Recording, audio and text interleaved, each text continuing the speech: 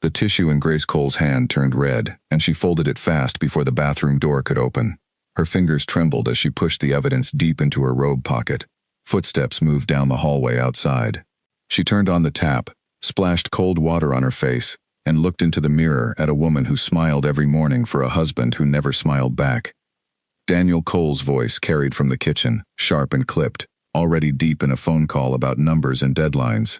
Grace stepped out of the bathroom, tightened her robe, and walked toward the smell of burnt toast rising from a breakfast she had tried to make perfect. She scraped the black edges off 2 slices, arranged them beside soft eggs, and set the plate at his place at the table, the way she had done for 9 years. Daniel walked in without looking up from his phone. He sat, ate 3 bites and stood again, his tie already straight, his shoes already polished by someone paid to do it because Grace's hands had grown too tired lately to manage everything alone. He never asked why she looked pale. He never asked why her hands shook slightly around the coffee pot. He simply checked his watch and said he would be late again tonight. "Daniel," Grace said quietly, "can we talk for a minute before you go?" He glanced at her, distracted, already reaching for his car keys. "Can it wait?" "I have a call with investors in 20 minutes. It could wait. It always waited." Grace nodded and offered a small smile, the same smile she had perfected over years of swallowing her own voice. Daniel kissed the air near her cheek, not quite touching her skin, and walked out the door without looking back. Their son, Ethan, 7 years old with messy brown hair, ran into the kitchen moments later, dragging his backpack behind him. "Mom, did Dad see my project? I finished the volcano." Grace knelt down and tied his shoelace, her heart aching more for her son's hope than for herself. "He had an important call, sweetheart. You'll see it later. It's amazing, by the way. You worked so hard on it." Ethan's face fell for just a second before he brightened again, the resilience of a child who did not yet understand what silence from a father could mean over time. Grace drove him to school, waved until his small figure disappeared through the gates, and sat alone in the car for a long moment before she allowed herself to breathe. She had not always been invisible. She remembered the early years, when Daniel used to write small notes and leave them on her pillow, when he used to call just to hear her voice in the middle of a long day. Success had changed him slowly, the way water changes stone, wearing away the softness bit by bit until only hard edges remained. Grace often wondered when exactly she had stopped being his partner and started being his housekeeper, his assistant, his invisible support system. She drove home and found Margaret Cole, her mother-in-law, already waiting on the porch, arms crossed, lips pressed into a thin line of disapproval. Margaret let herself in with her own key, something Grace had stopped fighting years ago. "The curtains in the living room are outdated," Margaret said, walking past Grace without a greeting. "And this house always smells like something burning. Doesn't Daniel notice these things?" Grace closed the door softly. "I'll open a window, Margaret. Would you like some tea?" Margaret sat on the sofa, inspecting the room with critical eyes. "You know, when Daniel was young, I always imagined he would marry someone more ambitious, someone who could match his energy. Not that you aren't a sweet girl, Grace, but sweetness only takes a marriage so far." The words landed the way they always did, quiet and precise, aimed at the soft places Grace could not protect. She poured the tea with steady hands, though her chest tightened with the familiar sting. She had learned long ago that defending herself only made Margaret sharper, so she said nothing, and let the silence absorb the insult the way it absorbed everything else in this house. "Where is Daniel anyway?" Margaret asked, sipping her tea. "At work. He has a big meeting today." "Of course he does. That boy never stops. He gets that drive from his father, you know. Not everyone can keep up with a man like that." Margaret's eyes flicked over Grace's tired face, her plain house dress, the faint shadows beneath her eyes. "You should take better care of yourself, dear. A man like Daniel needs a wife who shines beside him, not one who fades into the background." Grace excused herself to the kitchen before her composure could crack. She gripped the edge of the counter and breathed slowly, counting the seconds the way a nurse had once taught her during a difficult time years ago. She would not cry. She never cried in front of Margaret. Crying gave people power over you, and Grace had precious little power left to protect. The afternoon passed in the usual rhythm. Margaret left with more complaints tucked into her goodbye. Grace cleaned the kitchen, folded laundry, called the school to confirm Ethan's dentist appointment, and paid bills online with the calm efficiency of a woman running an entire household alone, while everyone believed a man was in charge. By the time she picked Ethan up, her legs ached in a way they had not ached before, a heaviness that had nothing to do with tiredness and everything to do with something she had been avoiding for weeks. That evening, Daniel came home at 9, long after Ethan had fallen asleep waiting for him. Grace had kept dinner warm, the way she always did, arranging the plate carefully even though she knew it would likely go untouched or eaten quickly while he scrolled through his phone. He walked in, loosening his tie, exhaustion written across his face. But it was the exhaustion of ambition, not of love. "Long day?" Grace asked gently, setting his plate down. "You have no idea," he said, sitting at the table without really looking at her. "The Hartman deal almost fell apart. I had to fix 3 different problems before lunch." "I'm sorry, that sounds stressful." Grace sat across from him, hoping for a moment of connection, hoping he might ask about her day in return, might notice the tiredness in her voice or the paleness of her skin. He did not ask. He ate quickly, mentioned a work trip he would need to take next week, and stood to head to his study before Grace had even finished her sentence about Ethan's volcano project. She watched him go, the door to his study closing with a soft click that felt louder than it should have. Grace sat alone at the table for a long time after he left, staring at the flowers on the windowsill that had wilted 3 days ago because no one had noticed to buy new ones. She thought about the doctor's appointment she had scheduled for tomorrow, the one she had not told Daniel about, the one that filled her with a quiet dread she could not name yet. She thought about how strange it was to feel completely alone while living inside a full house with a husband down the hall and a son sleeping upstairs. Later that night, unable to sleep, Grace sat at the small desk in the corner of Ethan's playroom, the only space in the house that still felt like hers. She pulled out a sheet of paper and a pen, staring at the blank page for a long moment before writing a single line at the top. She did not know yet what these words would become, only that something inside her needed to speak, even if no one was listening. She wrote about the way Daniel used to hold her hand while walking, about the small kindnesses that had slowly disappeared over the years, about how love could vanish so quietly that no one noticed the exact moment it left the room. She wrote until her hand ached, then folded the paper and placed it inside a small wooden box she kept hidden in the closet, a box that was beginning to fill with pages no one had read. Downstairs, Daniel worked late into the night, unaware that his wife sat awake just above him, carrying a weight she had decided not to share. He believed, in the quiet arrogance of a busy man, that everything at home was fine simply because nothing loud had happened. He did not know that silence could be its own kind of collapse, slow and complete, hidden behind warm meals and folded laundry, and a smile that had learned to hide everything it needed to hide. The next morning, Grace dressed carefully for her appointment, telling Daniel only that she had errands to run. He nodded without asking which errands, already absorbed in his phone as he left for work. She drove to the clinic alone, sat in the waiting room alone, and would soon hear news that would change everything, though for now she simply gripped her purse and stared at the door, waiting to hear her name called, carrying secrets that were growing heavier with every passing day. The receptionist called her name, and Grace stood, smoothing her skirt with hands that would not stop shaking. She walked down the hallway toward the doctor's office, each step echoing with a quiet certainty that her life was about to change, and that the man she loved would not even know it was happening. Grace sat in the small examination room, the paper on the table crinkling beneath her as she waited. Dr. Ellis entered with a folder in hand, his expression carrying the particular gentleness reserved for difficult conversations.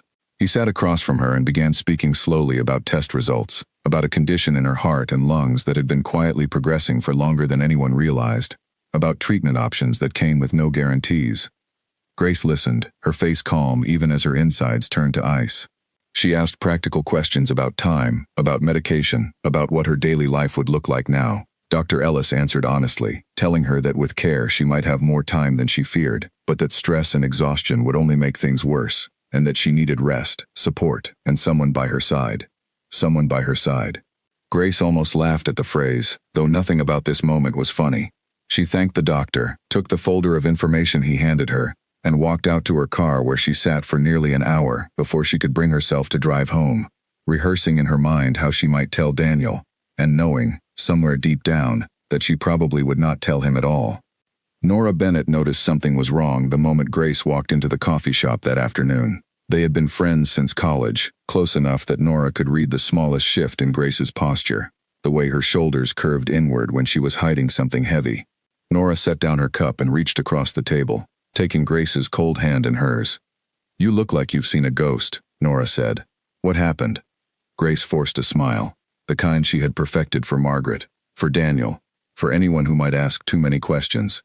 "I'm just tired. Ethan had a rough night." Nora did not believe her, but she also knew Grace well enough not to push too hard, not yet. Instead, she talked about lighter things, about her own husband's terrible attempt at cooking dinner, about a movie they should watch together sometime, giving Grace the gift of ordinary conversation on a day that had been anything but ordinary. Still, before they parted, Nora held Grace's shoulders and looked into her eyes with a seriousness that cut through the pretending. "Whatever it is, Grace, you can tell me. You don't have to carry things alone." Grace nodded, tears threatening at the corners of her eyes for the first time that day, but she blinked them back and hugged her friend tightly instead of answering. Some truths felt too large to speak aloud, as if saying them would make them permanent in a way that silence somehow did not.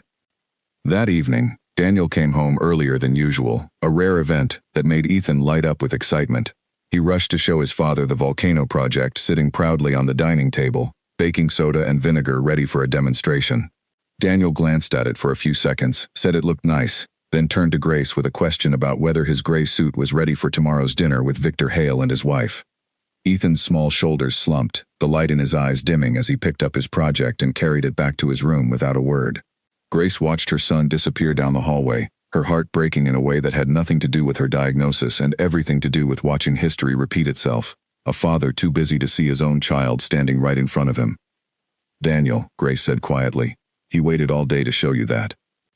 Daniel looked up, genuinely confused. "I looked at it. What more does he want?" Grace wanted to explain, wanted to describe the difference between glancing at something and truly seeing it, the difference between saying words and meaning them. But she was tired, more tired than he could possibly understand, and she simply nodded and told him his suit was ready, pressed and hanging in the closet exactly where he expected it to be. The dinner with Victor Hale and his wife Lily took place at an elegant restaurant downtown 2 nights later.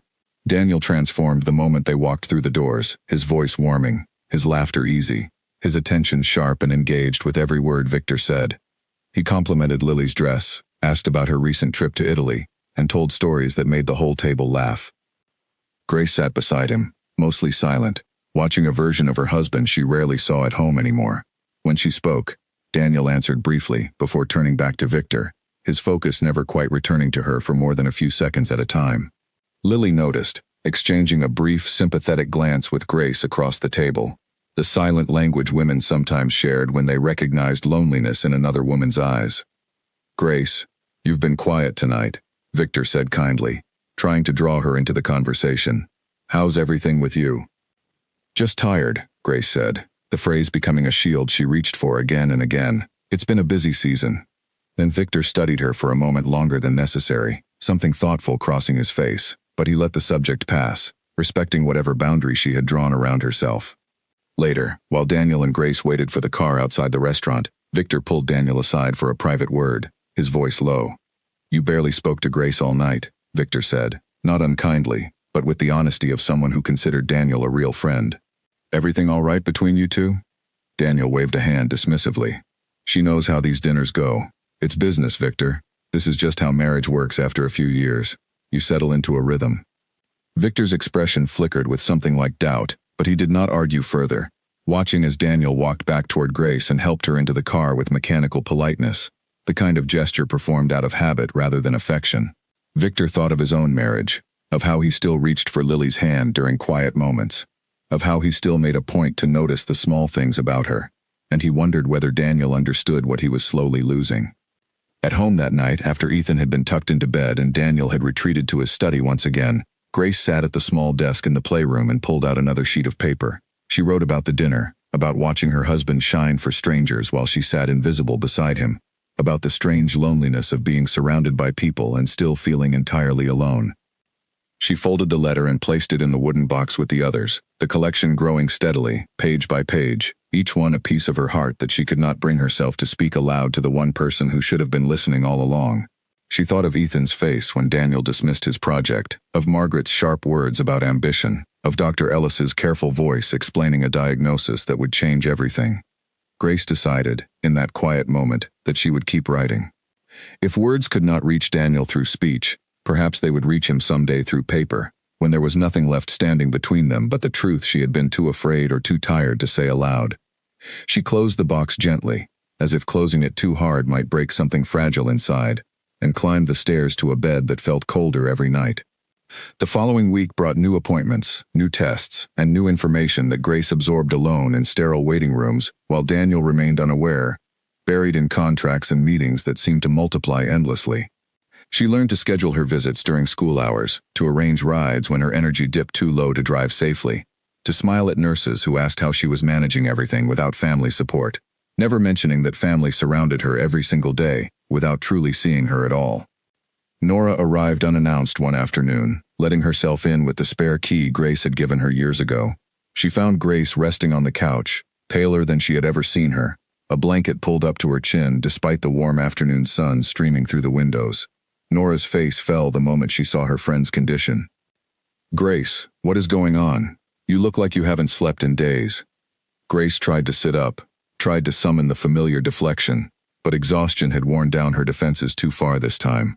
Nora sat beside her, taking her hand, refusing to let the moment pass with another empty reassurance. "Tell me the truth, please." And finally, after weeks of carrying it silently, Grace began to speak, her voice breaking, as the words she had written so many times on paper finally found their way into the air, between two people who loved each other in the way that mattered most. Nora's grip tightened around Grace's hand as the truth spilled out, the diagnosis, the exhaustion, the fear that had been living inside Grace for weeks while she smiled through breakfast and dinner and everything in between. Nora's eyes filled with tears she refused to let fall, understanding now the weight her friend had been carrying entirely alone. "You have to tell Daniel," Nora said firmly. "He's your husband, Grace. He deserves to know. And you deserve support." Grace shook her head slowly, pulling her hand back to wipe at her own eyes. "He's building something important right now. The Hartman deal, the expansion, all of it. If I tell him, he'll feel obligated to slow down, and I don't want to be the reason he stops chasing what he's worked so hard for." "That's not fair to you," Nora said, frustration mixing with worry in her voice. "A marriage isn't supposed to work like that. He should want to slow down for you, Grace. Not because he feels obligated, but because he loves you." Grace looked away, toward the window where autumn leaves drifted past in the afternoon light. "Maybe he loved me like that once. I'm not sure he even remembers how anymore, Nora. And honestly, some days I wonder if pointing it out would only make things worse. At least right now, we have peace, even if it's a quiet, empty kind of peace."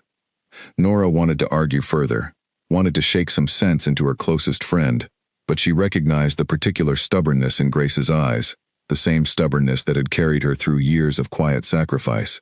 Instead, Nora promised to help however she could, to drive Grace to appointments, to check in more often, to simply be present in a way that Daniel had stopped being present a long time ago. Weeks passed in a careful balancing act. Grace managed her illness with the same quiet efficiency she managed everything else, hiding medication bottles in the back of the bathroom cabinet, scheduling appointments while Ethan was at school, resting in small, stolen moments whenever the house was empty. Daniel remained consumed by his expanding business, often working past midnight, sometimes traveling for days at a time, always returning distracted and already thinking about the next deadline. One evening, Grace attended Ethan's school event alone, sitting in a folding chair among other families as her son performed in a small class play about the solar system. Ethan scanned the crowd during his lines, searching for a face that was not there, his small voice faltering slightly when he realized his father had not come after all, despite promising he would try. Grace clapped loudly when the play ended, cheering as if an entire audience of fathers surrounded her son with pride, determined that Ethan would not feel the absence any more than necessary. Afterward, in the car, Ethan stared out the window quietly, his earlier excitement replaced with a heaviness too large for a 7-year-old to carry. "Dad said he might come," Ethan said softly. "He said he would try." "He wanted to be there, sweetheart," Grace said, keeping her voice steady even as her chest ached. "Work got very busy today, but I saw everything, and you were wonderful. The best planet Earth I've ever seen." Ethan managed a small smile at that, but Grace saw the shadow behind his eyes, the same shadow she recognized in her own reflection some mornings, the particular loneliness of loving someone who could not seem to make room for you in their busy life. When Daniel finally arrived home that night, long after Ethan had gone to bed disappointed, Grace met him at the door with quiet exhaustion rather than anger. "You missed his play. He looked for you the whole time." Daniel rubbed his temples, clearly frustrated but not with himself. "I told you I might not make it. Why didn't you remind me this morning? I completely forgot with everything going on at the office." Grace stared at him, something inside her hardening slightly at the accusation.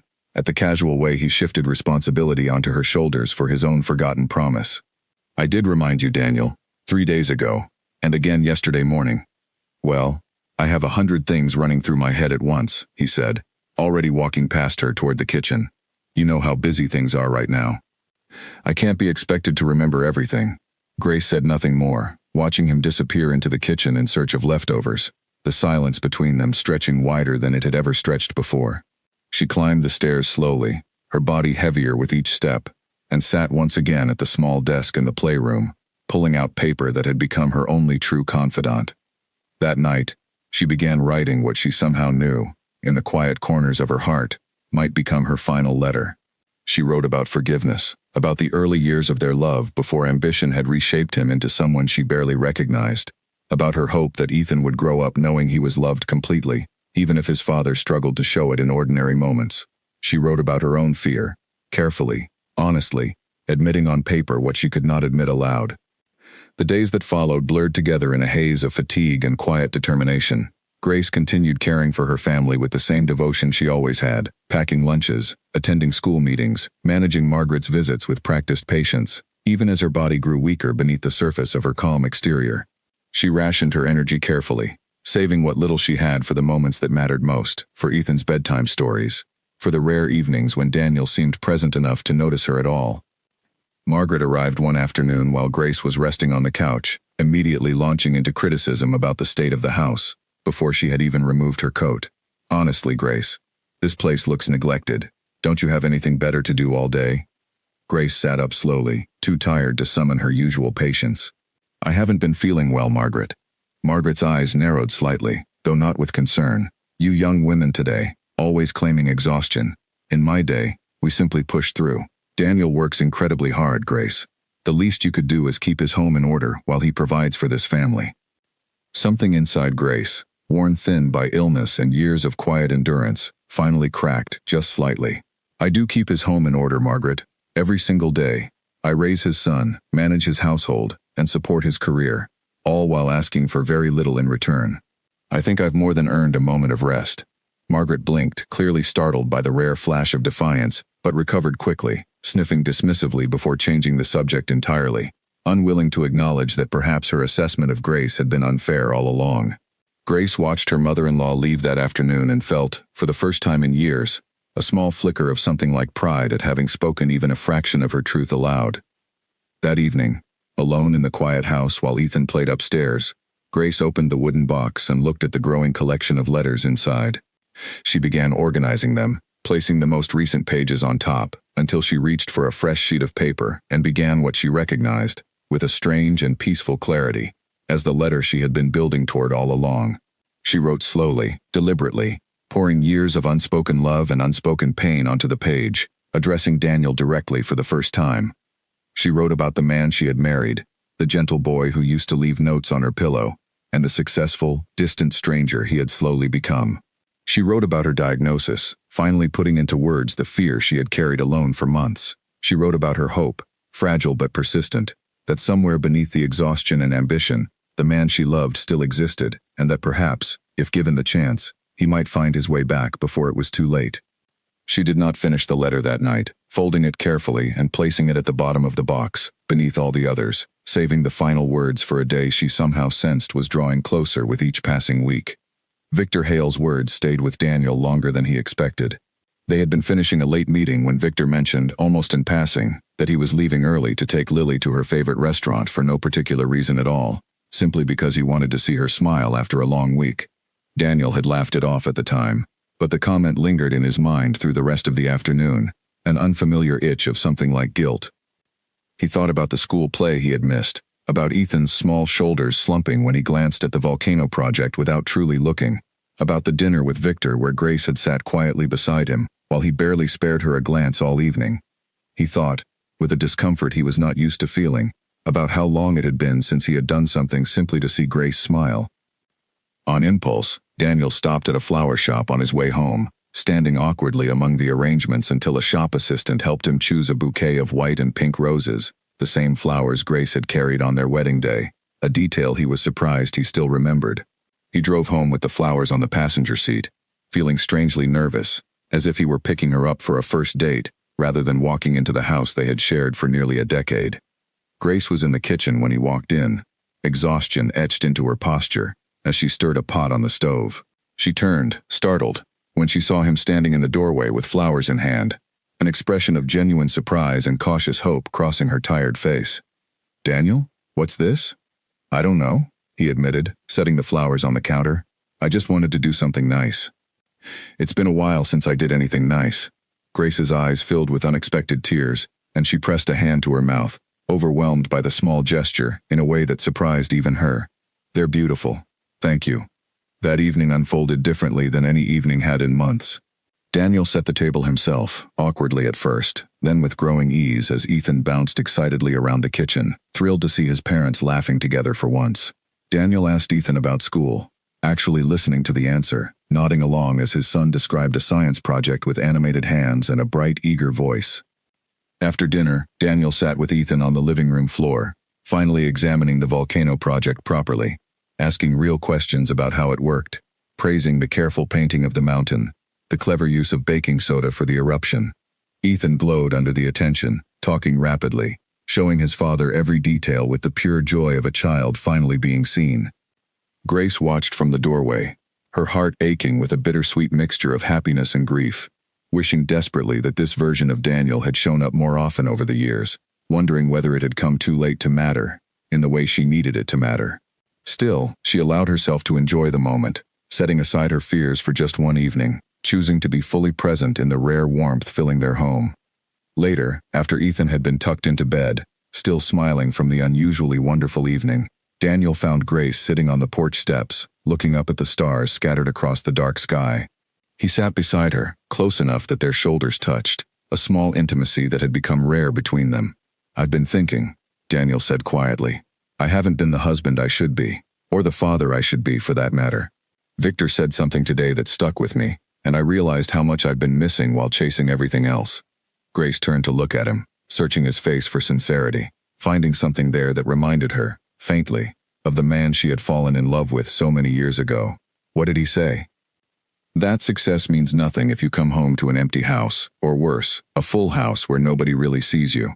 Daniel reached for her hand, holding it gently, a gesture so simple yet so foreign, that Grace felt her breath catch. "I want to do better, Grace. I want us to be what we used to be." Grace's eyes filled with tears again, and this time she did not try to hide them. She thought of the letters hidden in the wooden box, of the diagnosis she had not yet told him, of the fear that had shadowed her for months. Perhaps, she thought, there was still time to share everything, to let him in fully now that he seemed ready to truly listen. "Daniel, there's something I need to tell you," she began softly, her hand tightening around his. But before she could continue, Ethan's voice called from upstairs, asking for one more glass of water, and the moment dissolved into the ordinary business of parenthood. Daniel squeezed her hand and stood, promising they would talk properly once Ethan settled, and Grace watched him go, deciding to wait just a little longer, wanting this fragile new closeness to have a few more hours to breathe before introducing the weight of what she needed to say. They sat together later that night on the porch again, Daniel's arm wrapped around her shoulders, and Grace found herself simply enjoying the closeness, postponing the conversation once more, telling herself there would be time tomorrow, or the day after, once this new tenderness between them had settled into something steadier. She rested her head against his shoulder, breathing in the familiar scent of him, allowing herself, for one evening, to believe that everything might still be repaired. They went to bed late, Daniel holding her closer than he had in years, murmuring promises about weekend trips, about being present for Ethan's next event, about slowing down enough to remember what mattered most. Grace fell asleep with something like peace settling over her exhausted body, her hand still resting in his beneath the blankets, the wooden box of letters waiting silently in the closet, holding truths she had decided, just this once, could wait until morning. Daniel woke slowly the next morning, sunlight filtering through the curtains, and reached instinctively for Grace beside him. His hand found only stillness.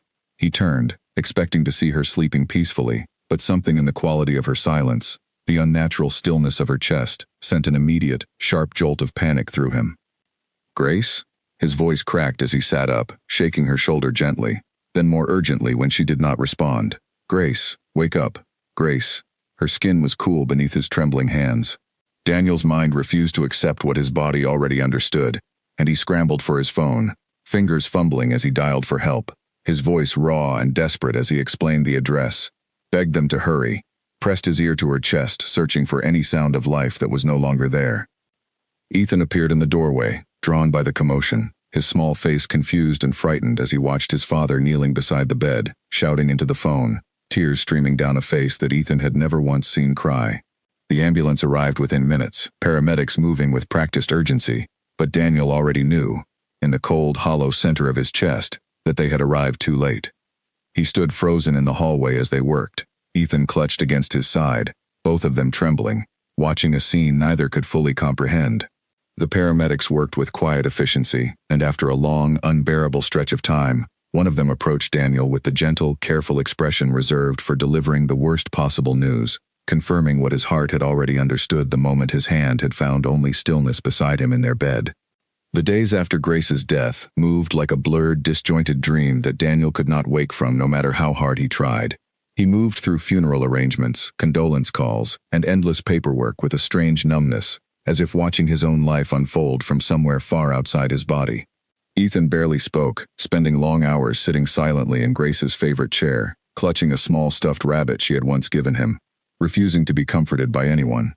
Margaret arrived the day after the funeral arrangements began, her presence bringing a fresh wave of pain that Daniel had not expected. Instead of comfort, she brought complaints about the choice of flowers, questions about the cost of the service, and a strange, cold detachment that finally, painfully, revealed the true nature of the woman who had spent years criticizing the wife Daniel, now realized he had failed to protect. "Honestly, Daniel, this venue seems excessive," Margaret said, flipping through a folder of arrangements without a trace of grief in her voice. "Grace would have wanted something simple, I'm sure. No need to spend a fortune." Daniel stared at his mother, something shifting sharply inside him, years of quiet deference finally cracking under the weight of grief and clarity. "Grace deserves the very best, Mother. Everything I never gave her while she was alive, I intend to give her now, even if it's far too late to matter to her." Margaret opened her mouth to argue, but something in Daniel's expression, a hardness she had never seen in her son before, silenced her immediately. For the first time in his adult life, Daniel recognized clearly the pattern his mother had woven throughout his marriage, the constant undermining, the subtle poison she had fed him about Grace's worth, and he felt a sickening wave of understanding about how much of his own coldness toward Grace had been shaped by his mother's influence. "You never once gave her a chance," Daniel said quietly, the words trembling with barely controlled anger. "You made her feel small every single time you walked through our door, and I let you do it. I said nothing, over and over, because it was easier than confronting you. That ends now, Mother." Margaret's face paled, shock replacing her usual composure, but Daniel did not wait for a response. He turned and walked away, leaving her standing alone in the hallway, understanding for the first time that his silence had been its own kind of harm, as damaging in its own way as anything spoken aloud. Nora came to the house 2 days later, her own grief evident in the redness of her eyes, but she carried something with her that made her hands shake as she stood at the front door. She held a sealed envelope, Grace's careful handwriting spelling out Daniel's name across the front, and Nora's voice trembled as she explained. "Grace gave this to me months ago," Nora said, tears falling freely now. "She asked me to give it to you if anything ever happened to her. I didn't understand why at the time. I wish I had understood sooner." Daniel took the envelope with trembling hands, staring at his own name written in Grace's familiar, gentle handwriting, feeling the weight of it far heavier than paper should ever feel. Nora squeezed his arm gently before leaving him alone, understanding that whatever waited inside that envelope was not meant for anyone else's eyes. Daniel climbed the stairs slowly, entering the bedroom he could barely stand to be in anymore, and sat on the edge of the bed where he had woken to find her stillness just days before.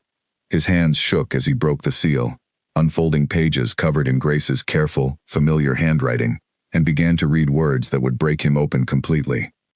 "My dearest Daniel," the letter began, "if you are reading this, then I am no longer beside you, and there are things I need you to finally understand, things I was too afraid or too tired to say aloud while I still had the chance. I want you to know, first and always, that I loved you completely. From the very first day we met until my very last breath. I loved the boy who used to leave notes on my pillow, and I loved, too, the man you became, even when that man forgot how to see me standing right in front of him. Love does not disappear simply because it stops being shown, It only grows quieter, waiting patiently to be noticed again. I was diagnosed months ago, Daniel, with a condition I chose not to share with you. I told myself it was because you were too busy, too consumed by everything you were building, but the truth is more complicated than that. I was afraid that if I told you, you would feel obligated to care for me out of duty rather than genuine love, and I could not bear the thought of being a burden rather than a wife you truly wanted beside you. I know now that this was unfair to both of us. I should have trusted you with the truth, should have given you the chance to choose love over obligation, but fear made that choice for me instead, and I am sorry for the years of honesty I withheld from you, even as I hope you can someday understand why I made the choices I made. I do not blame you, Daniel, though I know these words might make you feel that way. Ambition is not a sin, and success is not a betrayal. What hurt was the silence between us, the years where we existed in the same house without truly existing together.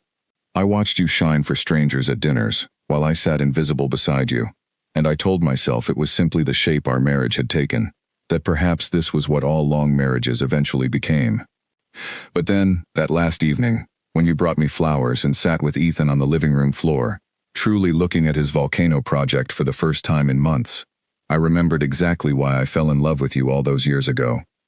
I saw, in that single evening, everything our marriage could still become if given the chance, and it gave me more hope than I had felt in a very long time. I do not know if I will have the chance to tell you everything I need to say before I go, so I am writing it here instead, trusting these words to reach you when they need to reach you most. Please forgive yourself, Daniel. Whatever guilt you carry after reading this, please release it eventually, because I never once stopped loving you, not for a single day, not even during the loneliest years. My final wish, more important than anything else I could ask of you, is that you be present for Ethan in ways I know you are capable of being present, in ways you showed me were still possible during our last evening together. He needs his father, Daniel, not the distracted, distant version, but the man who sat with him on the floor asking real questions about volcanoes and science projects. The man who still exists somewhere beneath the exhaustion and ambition. Take care of our son. Let him know, every single day, that he is seen, that he matters, that his father chooses him again and again, not just once in a while when time allows. Give him what I sometimes struggled to give myself, the certainty of being truly loved by someone whose attention never has to be earned or requested. I forgive you, Daniel, completely and without reservation. I hope, someday, you can forgive yourself as well. Thank you for the early years, for the notes on my pillow, for the boy who loved me before the world taught him to measure worth in numbers and deadlines. I carried that boy's love with me until my very last breath, and I hope you carry my love with you for the rest of your life. With everything I have, always, Grace. Daniel sat motionless long after finishing the letter, tears streaming silently down his face, the pages trembling in his hands as the full weight of everything he had missed crashed over him at once. He thought of every dismissed dinner conversation, every missed school event, every moment he had chosen work over the woman who had loved him so completely, and so quietly for 9 years. He thought of the wooden box he had discovered in the closet days earlier, filled with letters Grace had written and never sent, each page a small piece of her heart that he had failed to notice while she was still alive to share it with him directly. He understood now, with devastating clarity, exactly how much she had carried alone, how much love and pain she had folded into paper, because she believed, wrongly but understandably, that he was too busy to receive it any other way. Daniel remained in that room for hours, reading the letter again and again, until the words blurred together through his tears, memorizing every sentence as if holding onto the paper tightly enough might somehow bring her back. Outside the bedroom door, Ethan waited quietly in the hallway, sensing something significant happening, but not yet understanding what his father was discovering in that quiet, grief-filled room. When Daniel finally emerged, his eyes red and swollen, he found his son sitting against the wall, clutching the stuffed rabbit, waiting patiently the way children do when they sense their parent needs a moment alone. Daniel knelt down immediately, pulling Ethan into his arms, holding him tightly, promising silently to himself that this embrace would be the first of many, that he would spend the rest of his life honoring the final wish of the woman who had loved him more completely than he had ever deserved. 6 months passed, and the house that had once echoed with silence slowly began to fill with a different kind of presence, one built on Daniel's quiet, determined effort to become the man Grace had believed he could still be. He left the office earlier now, not occasionally but consistently, arranging his schedule around Ethan's school events rather than the other way around. He attended every parent meeting, every small performance, sitting in the front row with his phone left firmly in the car. giving his son the attention Grace had spent years wishing for on his behalf. Ethan noticed the change gradually, his initial confusion softening into cautious trust, then finally into the easy comfort of a child who no longer had to wonder whether his father would show up. They developed small rituals together, breakfast conversations about dreams and school projects, weekend trips to the science museum where Daniel asked genuine questions rather than glancing distractedly at his watch, quiet evenings reading together in the chair that had once been Grace's favorite spot in the house. Margaret's visits became rare, and when she did come, Daniel no longer allowed her sharp comments to pass unchallenged. He spoke to her directly one afternoon, calmly but firmly, about the years of quiet damage her criticism had caused, about how her constant undermining of Grace had shaped his own blindness toward his wife's worth. Margaret, unable to accept responsibility for her role in the family's unraveling, grew distant in response, and Daniel found, somewhat to his own surprise, a peaceful relief in the space her absence created.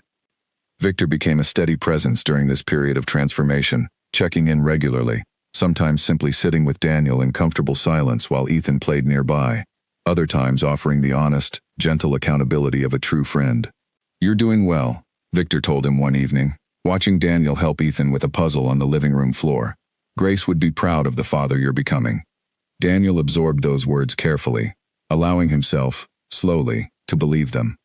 He had read Grace's letter so many times that the pages had softened at the edges, the ink slightly faded from handling, but he kept it in his jacket pocket always, close to his heart in the most literal sense, a constant reminder of the promise he intended to keep for the rest of his life. He visited her grave often, sometimes with Ethan, sometimes alone, sitting quietly on the grass and speaking to her the way he wished he had spoken to her more often while she was still alive to hear him.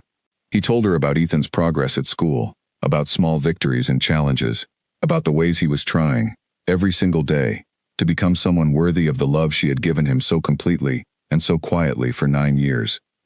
One evening, months after finding the wooden box in the closet, Daniel finally worked up the courage to open it fully, reading through each letter Grace had written and never sent, understanding more deeply with every page exactly how much she had carried alone. He found letters about their early years together, about her hopes for Ethan's future, about small moments of joy she had treasured even during the loneliest stretches of their marriage. He decided, after much thought, that these letters deserved to be shared rather than kept hidden away forever. That evening he sat with Ethan in the living room, the wooden box open between them, and began reading aloud, carefully choosing pages appropriate for his son's understanding, sharing the depth of his mother's love in a way Ethan could carry with him throughout his life. "Your mother loved you more than anything in this world," Daniel said softly, closing one letter and reaching for another. "She wrote about you constantly, about how proud she was of everything you did, even the smallest things." Ethan listened intently, his young face serious and thoughtful, absorbing every word with the quiet hunger of a child seeking to understand a loss too large for his years. "Do you think she knows we're reading them?" he asked eventually, looking up at his father with wide, curious eyes. Daniel considered the question carefully, his own eyes glistening with unshed tears. "I like to believe she does. I think she'd be happy knowing her words are still reaching us, even now." They continued this ritual regularly, reading a letter together every few weeks, allowing Grace's voice to remain present in their lives even in her physical absence. Daniel found himself changed by the process, understanding his wife more deeply through her private words than he ever had during the busy years of their marriage, recognizing patterns of quiet strength and endurance he had been too distracted to notice while she was alive. He began making changes beyond simply spending more time at home. He restructured his business responsibilities, hiring additional support so that late nights and constant travel became the exception rather than the rule. He learned to cook simple meals, clumsy at first but improving steadily, taking over some of the household responsibilities Grace had carried alone for so many years without complaint or acknowledgement. Nora remained a close presence in their lives, checking in regularly, sometimes joining them for dinner, always bringing warmth and gentle reminders of Grace's spirit into their home.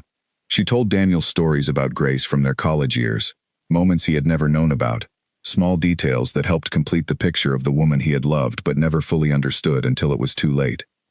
"She talked about you constantly, you know," Nora told him one evening, watching Ethan chase fireflies in the backyard while they sat together on the porch steps. "Even during the hardest years, she never stopped believing you would find your way back to her eventually. She just ran out of time before you did." Daniel absorbed this with quiet grief, understanding that Grace's faith in him, patient and unwavering even through years of neglect, had been both a gift and a burden he had not deserved to receive so freely. He resolved, in that quiet moment, to honor that faith properly, not through grand gestures, but through the steady, consistent presence he had failed to offer while she was still alive to receive it.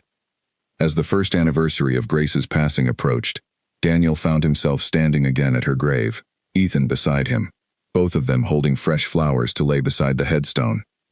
The pain remained, familiar and constant, but it had transformed over the months into something gentler, less sharp, mixed now with gratitude for the years they had shared, and determination to honor her memory properly moving forward. "I miss her every day," Daniel said quietly, more to himself than to Ethan, though his son nodded solemnly beside him, understanding in his own way.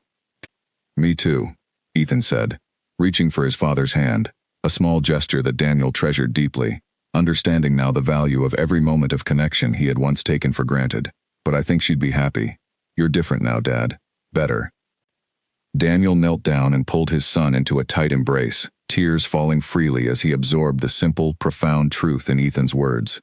He had changed, slowly and painfully, shaped by grief into someone more present, more attentive, more capable of the love Grace had always deserved but rarely received while she was alive to need it.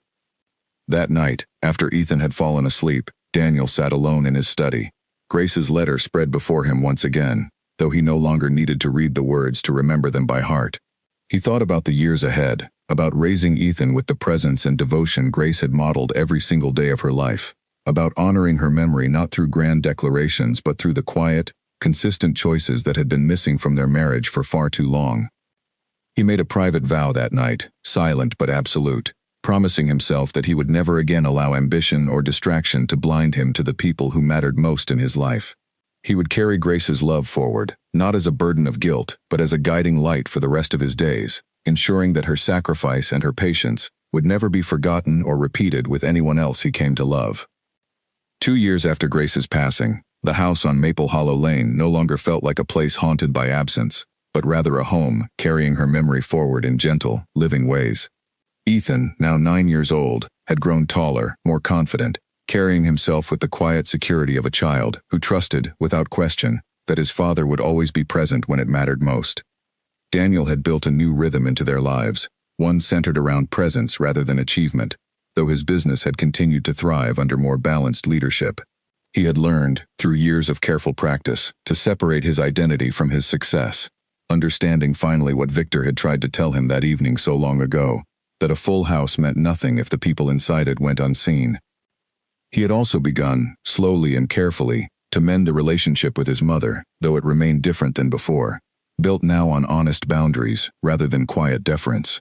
Margaret had softened somewhat over the years, perhaps humbled by watching her son build a life of genuine warmth that she recognized, deep down, she had nearly helped him destroy. Their visits remained occasional but civil, Daniel no longer allowing old patterns of criticism to shape his household the way they once had. Nora remained a constant presence in their lives, close enough that Ethan called her his favorite aunt, close enough that she sometimes helped him with homework, or picked him up from school when Daniel's schedule occasionally demanded it. She had become, in many ways, an extension of Grace's memory, a living thread connecting Ethan to the mother he was slowly losing in vivid detail, but never in feeling. On a quiet Sunday afternoon in early autumn, Daniel sat with Ethan in the backyard, the wooden box open between them once again, though its contents had grown more familiar with repeated readings over the years. Ethan reached for a letter near the bottom, one they had not yet read together, his fingers careful with the fragile, aging paper. "Can we read this one?" Ethan asked, handing it to his father with the reverence he had learned to hold for these particular pages. Daniel unfolded the letter carefully, recognizing immediately, from the date scrawled in the corner, that it had been written during one of the earliest, hardest years of their marriage, long before Ethan had been born. He read aloud, his voice steady despite the familiar ache that still accompanied these moments, sharing with his son a version of Grace neither of them had fully known, a young woman still hopeful, still believing fiercely in the love she had chosen. "She sounds happy in this one," Ethan observed thoughtfully, studying the careful, youthful handwriting. "She was," Daniel said softly. "We both were, back then. I let a lot of things get in the way of that happiness over the years, but I'm grateful, every single day, that we found our way back to it, even if only for a little while before she left us." Ethan considered this with the particular wisdom children sometimes carry beyond their years. I think she'd want you to be happy too, Dad. Not just careful and present, but actually happy. Daniel looked at his son with surprise, struck by the simple truth in the observation. He had spent 2 years focused entirely on presence, on correction, on honoring Grace's final wishes through consistent devotion to Ethan's well-being. But he realized, sitting there in the golden autumn light, that he had rarely allowed himself the space to simply live fully again, to find joy beyond duty and grief.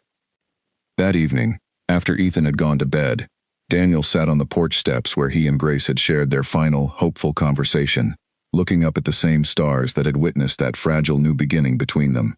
He thought about Ethan's words, about happiness rather than mere duty, and allowed himself, for the first time in a long while, to imagine a future that included more than simply honoring the past. He did not know yet what that future might look like, whether it would include new relationships, new adventures, or simply a deeper, more peaceful version of the life he and Ethan had already built together. But he understood, sitting there beneath the familiar stars, that Grace's letter had never asked him to live in permanent grief, only to live with intention, with presence, with the kind of attentive love she had deserved and rarely received while she was alive to need it. Victor and Lily invited them to dinner the following weekend, a warm, easy evening filled with laughter and genuine connection, the kind of gathering that would have once left Grace sitting silently invisible beside a distracted husband. This time, Daniel remained fully present throughout, asking questions, sharing stories, allowing himself to enjoy the company of friends without the constant pull of business concerns dragging his attention elsewhere. Walking to the car afterward, Ethan tucked against his side, half asleep from the long, happy evening, Daniel felt something settle peacefully within him, a sense that he had finally begun honoring not just Grace's final wishes, but the fuller spirit of who she had been, someone who loved deeply and hoped, always, for genuine happiness rather than mere survival. Months later, on what would have been Grace's birthday, Daniel and Ethan visited her grave together, carrying her favorite flowers, the same white and pink roses Daniel had once brought home on that final, hopeful evening. They sat together on the grass, sharing quiet conversation about the year that had passed, about small victories and ordinary joys, about the ways they continued carrying her memory forward through daily choices rather than grand gestures. "Happy birthday, Mom," Ethan said softly, placing the flowers gently against the headstone. Daniel added his own quiet words, a private conversation shared only between himself and the memory of the woman who had loved him more patiently and completely than he had ever deserved. He spoke of gratitude, of lessons learned too late but never forgotten, of the promise he continued keeping every single day through the way he now lived his life. As they walked back toward the car, Ethan's hand secure in his own, Daniel felt the particular peace that comes not from resolving grief completely, but from learning to carry it forward alongside genuine hope for the future. Grace's letter remained folded carefully in his jacket pocket, its words permanently etched into his memory, guiding him still, 2 years later, toward becoming the husband and father he had always been capable of being, if only he had learned to see clearly enough, and soon enough, before it was too late. The wooden box remained on the shelf in Ethan's room now, no longer hidden in a closet, but displayed openly as a treasured piece of family history, a physical reminder that love, even when unspoken for too long, could still find its way forward through patience, through paper, through the enduring power of words written honestly from the heart. Daniel closed the car door gently that evening, glancing once more toward the quiet cemetery behind them, carrying forward a love that had taught him, through devastating loss, exactly what it meant to truly see the people standing right in front of him.